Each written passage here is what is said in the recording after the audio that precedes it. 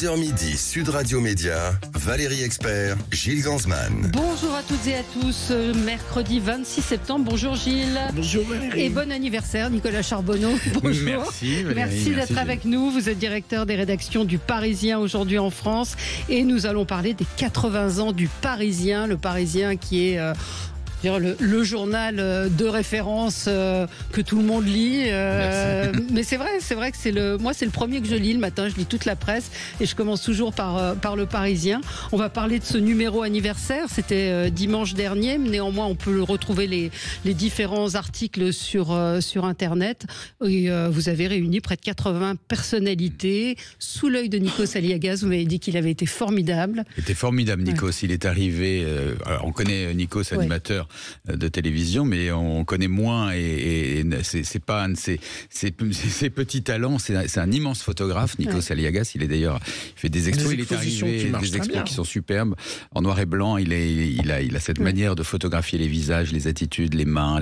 Et il est arrivé. Il a fait les photos de cette journée. Il est arrivé à 8h30 du matin. Il est reparti le soir à 20h30. Il avait fait 2500 photos et ça a été notre photographe officiel pour cette édition particulière. Quelqu'un d'une gentillesse absolue, je le dis. Et puis vous avez rassemblé des personnalités aussi diverses que Rachida Dati, Tony Estanguet, Karine Le Marchand, Thomas Soto. Il y avait beaucoup de gens de la télévision. C'est quelque chose d'important chez vous quand même, la télévision. De la télévision, mais pas uniquement. Thomas, il est connu parce qu'il a fait de la télévision, mais maintenant il fait de la radio ailleurs. Des médias. Des médias, mais pas uniquement. En fait, on avait 75 personnalités qui ressemblent aux Parisiens, en fait. Alors, quelques politiques, mais pas beaucoup plus que ça. Des gens qui font, vous voyez, des gens qui portent des valeurs. Il y avait la directrice de l'IGPN. La patronne de l'IGPN, la patronne de la brigade des mineurs, des acteurs, des actrices, des sportifs. Tony Estanguet, qui était quand même l'homme de... On avait fait une avec lui il y a une quinzaine de jours en disant que ça avait été l'homme de l'été, on pourrait même dire l'homme de l'année.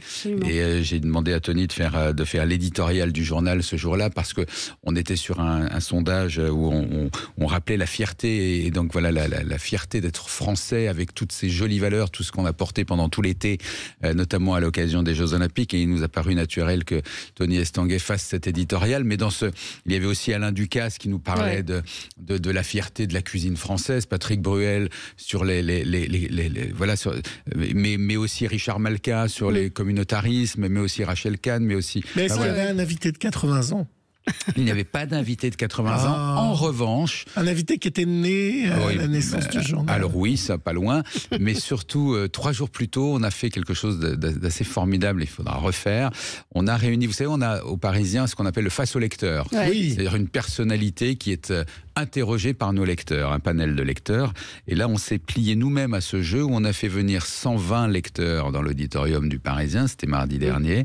Et ce sont ces lecteurs qui nous ont posé à nous des questions et c'était très touchant et très bienveillant, parce qu'on voyait, et là il y avait effectivement des lecteurs un peu plus âgés, certains étaient nés en même temps que le journal Le Parisien Libéré, et on voyait à quel point le journal est un créateur de liens. Évidemment, c'est vraiment ce qu'on cherche à faire. Et une dame qui me dit, vous savez, moi, quand le Parisien n'est pas là le matin, ma journée est gâchée. C'est quand même merveilleux aujourd'hui. Mais c'est vrai que ça fait partie, en tout cas pour ceux qui le lisent, ça fait partie de notre vie, en fait. Je dis de notre vie parce que moi, ça fait des années, bien avant que vous y soyez, que je le lis. Et c'est un rituel du matin. Votre routine matinale, comme ça. On fait des études avec nos lecteurs pour savoir qu'est-ce qui leur plaît dans le journal. Alors, il y en a qui viennent pour les pages hippiques, par exemple. Nous avons 4 pages de pronostics hippiques chaque matin, et c'est sacro-sainte page. Il ne faut pas y toucher, jamais. Vraiment, il y en a qui viennent parce qu'ils nous disent moi, je commence par l'horoscope. Moi, je commence par la météo. Moi, évidemment, les jeux, les mots fléchés, les cases sont trop petites, trop grandes, dures, pas assez dures, moyennement dures. Bon. Mais en fait, c'est ça un journal. C'est que chacun va y trouver ce qu'il souhaite. Mais un journal, je dis toujours aux équipes, ne soyons pas plombants, ne soyons pas... Ça veut rien dire faire le journal des bonnes nouvelles, ça veut rien dire de faire le journal des mauvaises nouvelles non plus. Un journal, c'est comme la vie. Dans la vie, on sourit, on pleure, il y a de l'émotion, on emmène les gens à la découverte du bout de la rue au bout du monde. Allez, on va passer au zapping. Sud Radio Média, l'instant zapping. Alors, vous savez, ici à Sud Radio, on sait accueillir nos invités, on met le tapis rouge, on offre du champagne. Et on peut la photo, quand même. Et la photo, on va parler des 80 ans du Parisien et le supplément, avec 80 personnalités. Ah bah... Son Pascal Praud, je vous ai dit que je savais vous accueillir. C'était la boulette. C'est sympa. Écoutez. C'est sympa. Le Parisien hier, j'aime beaucoup le Parisien. 80 invités. C'est la synthèse du politiquement correct en France. Vous n'étiez pas invité. Tous ceux à qui on a demandé de parler, vous n'avez évidemment ni Michel Onfray, Philippe de Villiers, ni Sonia Mabrouk sur CNews. D'ailleurs, il n'y a personne de CNews. En revanche, vous avez Flavie Flament, Ophélie Meunier, Julien Arnaud comme journaliste, Thomas Soto, que des phares de la pensée intellectuelle en France. C'est ça, le politiquement correct. Les 80 invités que vous voyez, ce ne sont que des gens qui sont censés donner le là dans un journal grand public, comme Le Parisien, et il n'y a que des gens consensuels. Oui. Et donc qui sont par définition un peu déconnectés. Alors, comme on a pris un peu de retard, je vous propose de réagir à tout ça après la publicité et on va continuer le zapping. La terrible maladie de Charcot dont était atteint Loïc Rézibois, qui a milité jusqu'au bout pour qu'une nouvelle loi sur la fin de vie soit adoptée, puisque il va falloir retourner faire une nouvelle loi puisqu'il y a eu la dissolution. Hier, il a été délivré, il est décédé de ce corps qui était devenu sa prison. On a réentendu certaines de ses paroles. Alors évidemment, il faut tendre l'oreille. Sur France 2, il était dans le 20h de France 2. Loïc Rézibois ne peut quasiment plus se passer de son respirateur. Il est totalement dépendant. Son corps est devenu sa prison. Si on n'avait pas fait enfermement, je ne savais même pas imaginer tout me fout un effort, abaisser, me lever, on m'habille, me douche, aller aux toilettes, même manger, me demande un énorme effort. Il militait activement sur les réseaux sociaux pour faire légaliser le suicide assisté et l'euthanasie pour les personnes atteintes de maladies incurables. Le projet de loi sur la fin de vie dévoilé en mars dernier avait suscité chez lui un énorme soulagement. Sur un sujet si compliqué, est-ce que le Parisien peut prendre parti ou pas ? Bien sûr. Dans le numéro des 80 ans, d'ailleurs, il y avait un très très joli papier sur Olivier Goy, qui lui aussi est atteint de la maladie de Charcot. Tout à fait, c'était un très joli papier qui était signé de David Larramendy, le patron du groupe M6. Mais on prend position très régulièrement. Pourquoi ? Parce que on est le journal des lecteurs. Moi, je suis le matin en conférence de rédaction le premier à dire une fois, 2 fois, 1000 fois par jour, on n'est pas là pour écrire pour des confrères, on n'est pas là pour écrire pour soi, on n'est pas là pour raconter le monde tel qu'on le voudrait qu'il soit. On est là au Parisien pour raconter le monde tel qu'il est. Donc avec ses joies, ses peines, ses immenses espoirs. On parle d'Olivier Goy et de ces personnes atteintes de la maladie de Charcot. On a écrit beaucoup sur la recherche, on a écrit beaucoup sur les espérances de la recherche, on a écrit beaucoup sur la fin de vie. Vraiment, le Parisien, il est là, il est en résonance avec nos lecteurs. Donc on écrit pour des lecteurs. Donc vous vous différenciez de Delphine Ernotte, qui elle, en revanche, dit j'ai une vision. De la société du monde, et je veux que France Télévisions ressemble à cette vision. Oui, mais moi non. Non mais voilà, je suis là, nous sommes là, il y a 420 journalistes au Parisien, on est là pour raconter le monde tel qu'il est. On est là pour... Vous voyez, ce matin, on a fait la une avec cet immeuble à Échirolles qui a été évacué parce que depuis tant de temps, aux mains des dealers, squattés par les dealers, que la maire d'Échirolles n'a rien trouvé à faire d'autre que de l'évacuer par mesure de sécurité. On raconte le monde tel qu'il est, en l'occurrence. Je peux revenir quand même sur ce qu'avait dit Pascal Praud. Non, je vous promets qu'on va vous donner du temps. Puisqu'on va parler des 80 ans après. Mais promis, on a du temps après la... En une seconde. On aura beaucoup de temps. Maintenant, on va avoir le temps. Hier, Josiane Balasco et Hélène Vincent étaient sur le plateau de C'est à vous, Valérie, pour faire la promotion du nouveau film de François Ozon, Quand vient l'automne. Alors ça, c'est un titre poétique pour dire quand tu deviens vieux, quand tu deviens une vieille. Josiane Balasco et Hélène Vincent sont revenus sur ce monde de cinéma qui justement ne veut pas de vieilles dans leurs films ou les téléfilms à la télévision, mais aussi sur cette mode des comédiens de la chirurgie esthétique. Écoutez, c'était vraiment un moment très drôle hier, non, C'est à vous. C'est une injonction de la société. De rester jeune tout le temps. tout le temps, c'est terrifiant. Quand les femmes, mais quand les hommes, parce qu'ils s'y mettent aussi, cesseront de faire des tas de trucs pour paraître avoir 20 ans de moins. Mais il n'y a pas que les acteurs qui font ça. Il n'y a pas que les acteurs, tu vas sur Insta, mais absolument. Les gens mettent des filtres. Absolument. Ils sont pas mal, puis dans la vie... Mais c'est... Là, en ce moment, il y a une épidémie de pommettes chez les actrices américaines, par exemple. En France aussi, hein. En France aussi. Tout de boule, là. Et alors, c'est censé tirer le visage vers le haut, mais au bout d'un moment, il n'y a que de la pommette. Il faut faire gaffe, quoi. C'est retouché, les photos du spécial années 80, spécial 80 ans, ou les photos dans le Parisien, elles sont retouchées? Non, absolument pas. Non, absolument pas. Non. Même si Catherine Deneuve demande... Non, vraiment. D'accord. Non, jamais. C'est des photos déjà retouchées, c'est ça. D'abord parce que on est dans un quotidien, on n'a pas le temps, on a 200 photos par jour qu'on publie, donc non. 200 photos par jour. On fait 250 papiers par jour. On publie 250 papiers à peu près, si on compte le web et print. Et le papier, ce sont 250 papiers. Si on imagine qu'à peu près 4 papiers sur 5 sont illustrés, vous voyez le nombre de papiers web et print. On a 9 éditions locales en Ile-de-France. Aujourd'hui en France, le Parisien, 9 éditions locales. Donc voilà, on ne retouche jamais des photos. Valérie, je ne sais pas si vous l'avez suivi, mais ça y est, le groupe issu du docu-réalité Popstar vient de sortir son single. Alors, je vous dis pas qui c'est, je vous donne pas le nom du groupe, je vous donne rien du tout, parce qu'évidemment, comme c'est sur Prime Video, il y a des gens qui l'ont pas encore vu, et donc je voudrais pas spoiler.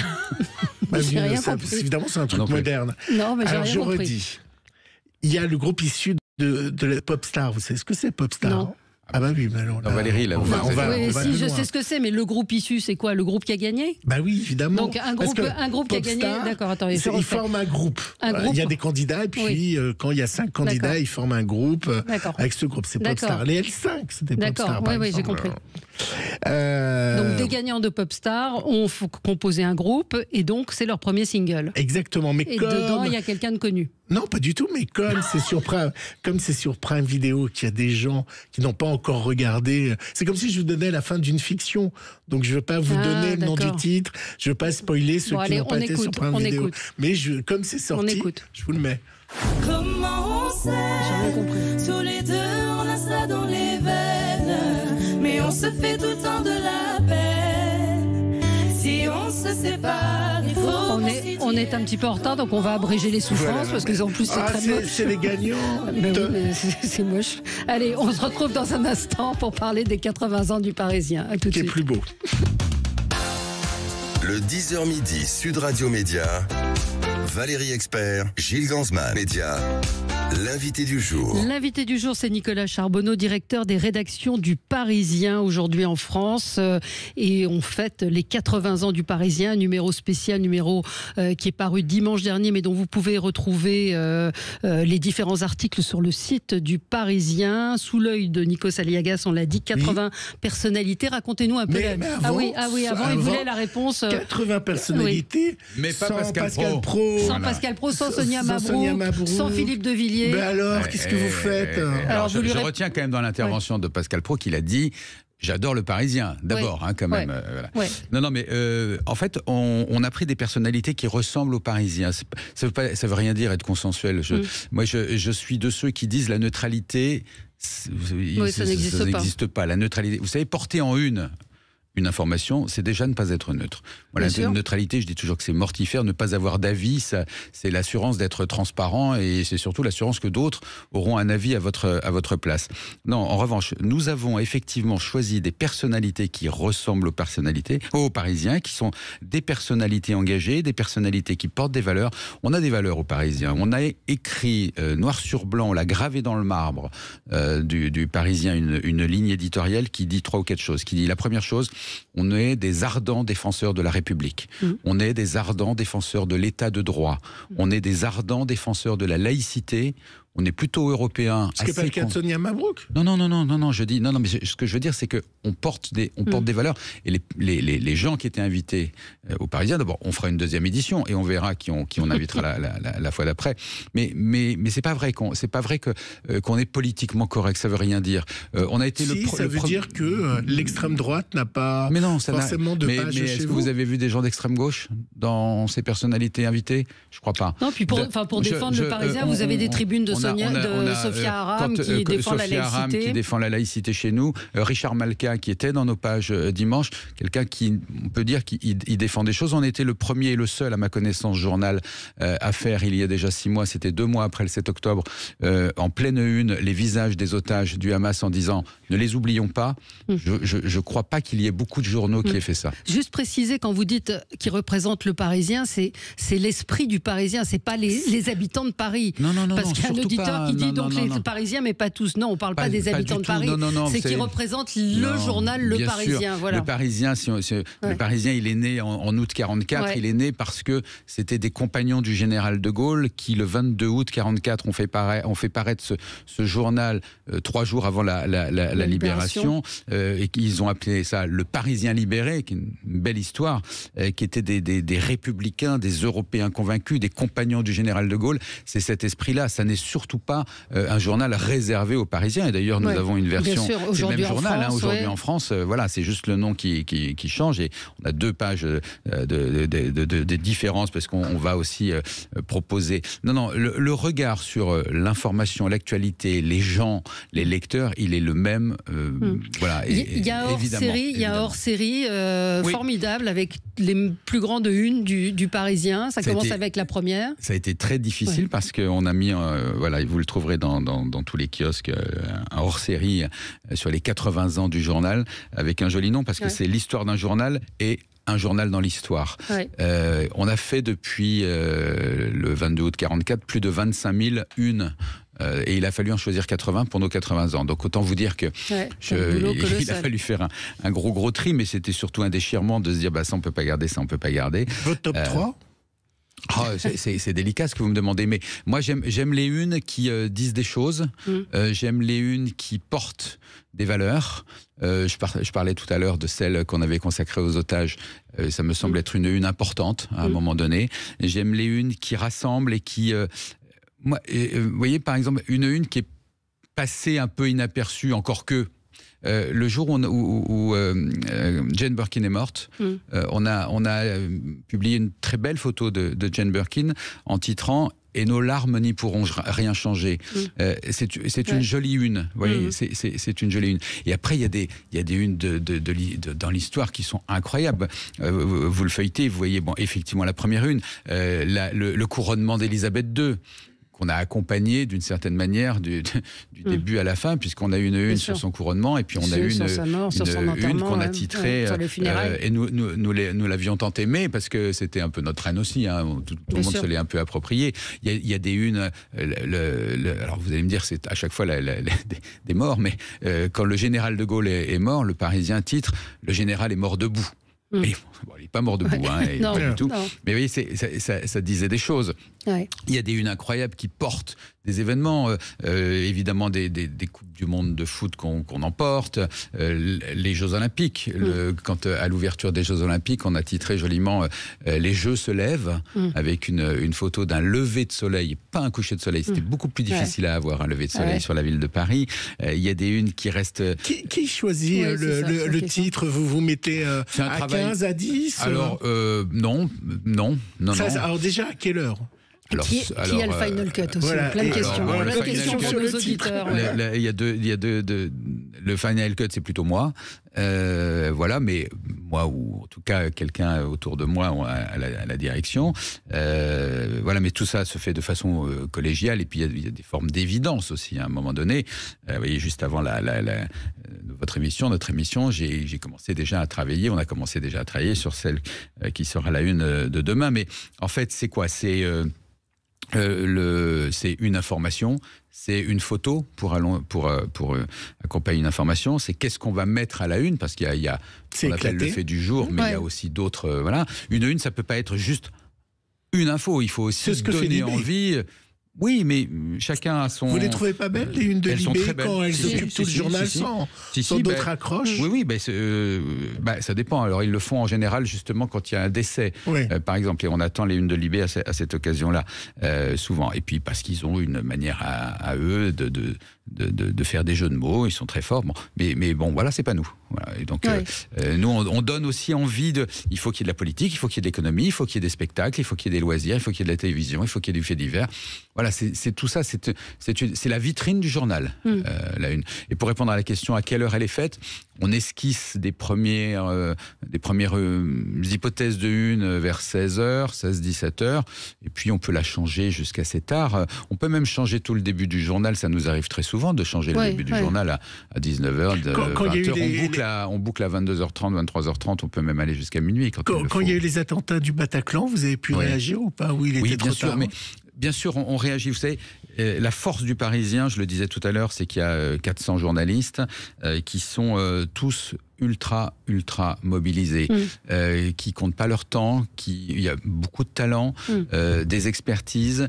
On a un maillage en Île-de-France, on a 80 journalistes qui sont vraiment dédiés à l'Île-de-France, qui font un boulot formidable. Les pages sont formidables. Un boulot formidable dans les éditions franciliennes. On a des experts dans tous les domaines, en politique, en police justice, en médias aussi, c'est ce qu'on disait hors antenne. C'est chez nous que ça sort. Il y a une obsession du scoop. C'est la question que j'avais posée. Moi, je travaille évidemment en médias, donc je croise souvent Kevin Boucher ou Benoît Daragon. Exactement. Vous avez une force sur les médias et ils sortent souvent des scoops avant tout le monde sur les émissions de télé. Alors, vous n'avez pas révolutionné le monde, mais c'est des scoops très forts dans notre petit monde des médias. C'est une obligation que vous leur donnez, le scoop est le cœur du métier? Est-ce que c'est une obligation? Ils sont pas payés au scoop. Non, c'est une espèce d'obsession qu'on a tous. On parle des médias, on parle de nos spécialistes de police, justice, faits divers, c'est les mêmes. Tout le monde. Pourquoi c'est une obsession le scoop? C'est parce que il faut que ça soit chez nous. Il faut que ce soit chez nous. On est ce journal, on inspire des confrères, on va le dire. C'est ça, vous faites l'actualité assez souvent. On inspire assez souvent aujourd'hui, si on prend Échirol, avec ses squats, c'est repris partout. La une qu'on a faite ce matin, je pense qu'elle sera traduite en sujet télé toute la journée, ici et là, sur des chaînes info, des radios, etc. Mais c'est très bien, et j'en suis ravi. Oui, l'obsession du scoop. Et en fait, c'est ça qui est plutôt agréable aux Parisiens, c'est que quand ça arrive, ça peut arriver rarement, mais qu'une information soit ailleurs, alors on est immensément vexé. Et en fait, oui, mais moi j'aime bien ça, parce que je dis toujours, ça sert à rien d'être en colère. La colère, c'est pas moteur, c'est bon, colère, ok, mais non. En revanche, être vexé, ça c'est bien, parce que ça titille, se dire. Est-ce que ça rend fou, demande un auditeur, est-ce que l'info rend fou? C'est-à-dire, est-ce que vous vous sentez accro à l'info? Est-ce que vous êtes non-stop en train de regarder Twitter, les chaînes d'info? Alors, fou, je crois pas. Passionné. Accro, passionné, oui, bien sûr. Mais c'est pas l'info. Il y a des infos qui intéressent plus ou moins. On a chacun chacun des centres d'intérêt. On pourrait, vous savez, l'AFP, je crois, publie 1200 dépêches par jour. Donc, vous voyez bien que on va pas tout traiter. Voilà. Non, dans ce que dit votre auditeur, ce qui est intéressant, c'est où est-ce qu'on va la chercher aussi, l'information. Moi, j'aime bien l'idée, je suis pas un dingue absolu d'infos. En revanche, être en veille permanente. J'aime bien l'idée qu'aux Parisiens, on ait un regard. Vous voyez, pour moi, la première des qualités d'un journaliste, c'est d'avoir un regard. Après, le reste, savoir écrire, c'est plutôt mieux. Mais si on voit pas les choses, si on sait pas aller les chercher, prendre un tout petit truc comme ça et se dire, tiens, qu'est-ce qu'il y a derrière ça? Ça j'aime bien. J'aime beaucoup. Alors, tous les grands groupes ont désormais, entre guillemets, leur chaîne de télé, sont souvent sur Internet, sur les médias. Il y a des vidéos, évidemment, du Parisien très, très présents. Mais pour l'instant, c'est pas un train que vous avez pris, c'est-à-dire d'avoir la chaîne du Parisien comme 20 minutes à sa chaîne grâce à AB. Et puis, évidemment, les grands groupes qui arrivent, qui vont racheter BFM, sont aussi possesseurs de médias. Est-ce qu'aujourd'hui, lorsque on est le groupe Amaury et qu'on a Amaury, c'est LVMH. LVMH, Amaury, c'était il y a quelques années. Vous avez vendu. C'était les fondateurs. Oui, c'était les fondateurs. Pourquoi je dis Amaury? LVMH, est-ce qu'il y a une envie de passer le cap d'avoir sa chaîne de télé? Une chaîne de télé, c'est compliqué, non pas maintenant. Dire que le Parisien soit un journal et un simple journal, c'est plus vrai, bien sûr que non, puisque on est un média global aujourd'hui. Vous savez, moi, dans la rédaction, j'ai des TikTokers et j'ai des grands reporters. Donc, c'est vraiment le champ, il il est très très large. Vous avez des TikTokers? Bien sûr, on a des TikTokers, on a des journalistes TikTokers. Mais oui, mais parce que on adresse tous les publics. Ils sont aussi bien payés que les journalistes. Pareil, c'est la même grille. C'est la même grille. C'est la même grille, bien sûr. C'est une grille salariale de journalistes. Alors plutôt jeunes, hein, en général, ils rentrent dans le métier, ils débutent. Mais parce que quoi? Parce qu'on a ce journal que vous connaissez, Le Parisien, Le Parisien aujourd'hui en France. On a un magazine qui paraît tous les vendredis. On a des hors-séries, des suppléments. On a un site internet. On a des applications. On a des newsletters. On a, je vais y venir, des vidéos. On fait 300 millions de vidéos vues par mois. 300 millions, c'est énorme. On a 25 personnes qui sont dédiées à la vidéo. On a des podcasts. On a 2 podcasts qui marchent très très bien. Donc en fait, on est un média global aujourd'hui. La marque Le Parisien, aujourd'hui, elle touche 20 millions de Français, à peu près. Donc, vous voyez, c'est donc une chaîne de télévision, non, pas, en tout cas pas là, pas aujourd'hui, mais on est. Pourquoi? Parce qu'en fait, on est dans cette obligation et qui est formidable d'une certaine manière. D'abord, on a la chance d'avoir un actionnaire qui nous soutient, qui investit, qui croit en la presse. Et ça, c'est quand même. Bernard Arnault qui vient de racheter. LVMH, Bernard Arnault, qui vient de racheter Paris Match. Mais donc avoir l'appui.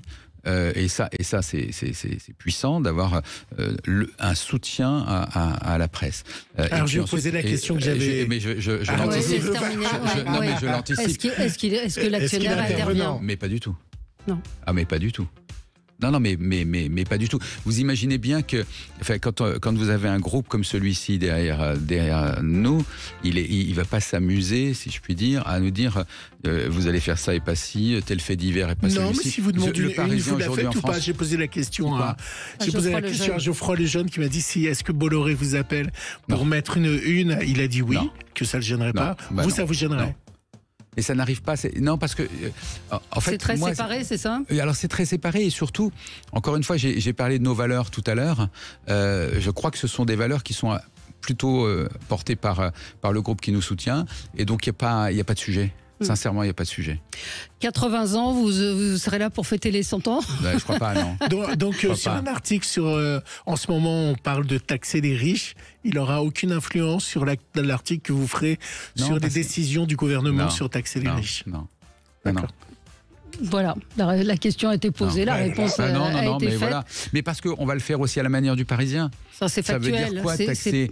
Qu'est-ce que ça rapporte? Quels sont, vous voyez, on est dans du décryptage. On n'est pas un journal d'opinion. Et j'ai une dernière question rapide, je sais, Valérie. Est-ce qu'il y a des articles faits avec l'intelligence artificielle dans le Parisien? Et est-ce que ça arrivera?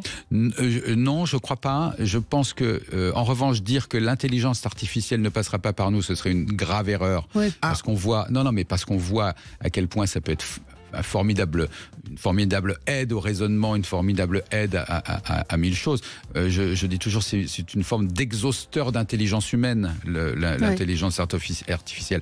Mais pour en revenir à ce que je disais tout à l'heure, si vous n'avez pas le regard au départ, ça sert à rien. Ça sert à rien. Et le regard, l'intelligence artificielle, elle l'a pas encore. Merci beaucoup Nicolas Charbonneau d'avoir été avec nous pour parler de ces 80 ans du Parisien. Le hors-série, donc c'est l'histoire du Parisien, les meilleures unes, l'histoire d'un journal. Très très beau numéro, très intéressant parce qu'on voit la fabrication de ces unes. Et puis sur Internet, vous pouvez retrouver les différentes collaborations, les 80 personnalités qui ont participé à ce numéro anniversaire.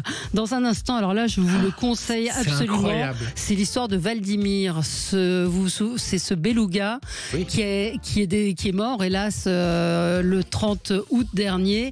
C'est un document, moi, qui m'a scotché, mais vraiment, j'ai été happée par les images. Il y a un très bon papier dans le Parisien de ce matin. D'ailleurs, vous êtes au fait de l'actualité sur ce document qui sera diffusé sur Canal+ ce soir. Merci à vous, Nicolas Charbonneau. Merci. Dans un instant, on reçoit le réalisateur de ce doc. Le 10h midi, Sud Radio Média, Valérie Expert, Gilles Gansman.